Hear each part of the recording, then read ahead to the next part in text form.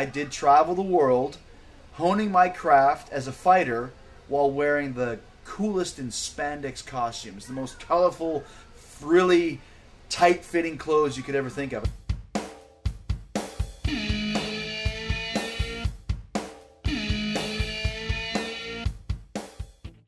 I started watching wrestling because of my grandmother. It was all her fault that I became what I became.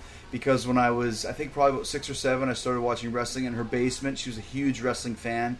She was also the perfect wrestling fan. She hated all the bad guys with a passion. She loved all the good guys, and she would scream and yell at the screen, "This is, oh, come on, kick his butt, beat him up!" And then she'd be real quiet. But she refused to go to the matches.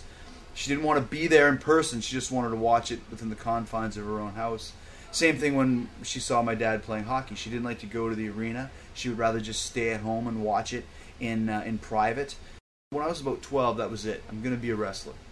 The fact that I was 5'8" and 140 pounds or whatever it was didn't seem to bother me because I was just going to be a wrestler. That's all there was to it. Signed, sealed, delivered. Boom, bingo, bammo, whammo. Well, it's one of those things. I think wrestling is a little bit stereotyped as a bunch of Neanderthals beating each other in the head with clubs going, "Arg! Fire! Bad!"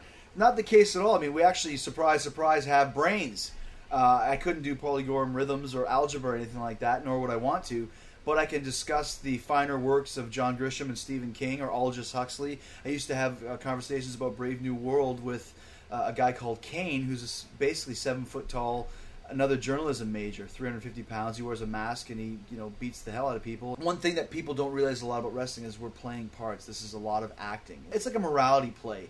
It's a Shakespearean morality play with a good and an evil and a denouement and all those sort of things. If Shakespeare was alive today, he'd be writing, wrestling shows. I think you can't take yourself too seriously when you're writing a book about yourself.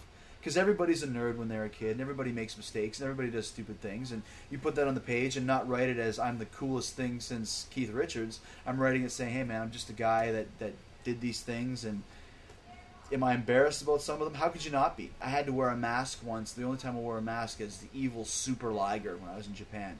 One of the all-time legends is Jushin Liger. He wears a mask, he's got horns, and I was brought in to be his rival. I mean, it looked cool, but I couldn't see, I couldn't move, and I stunk out the joint. It was one of the worst matches I've ever had. To write this book with all those experiences in mind, I concentrated on the first 9 years of my career, because to concentrate on all 15, I would have written War and Peace.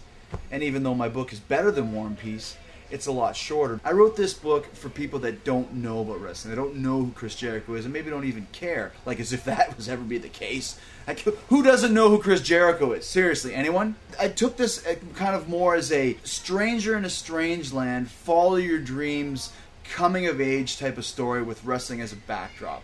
Kind of like Catcher in the Rye with a half-naked guy in spandex hitting people with a chair.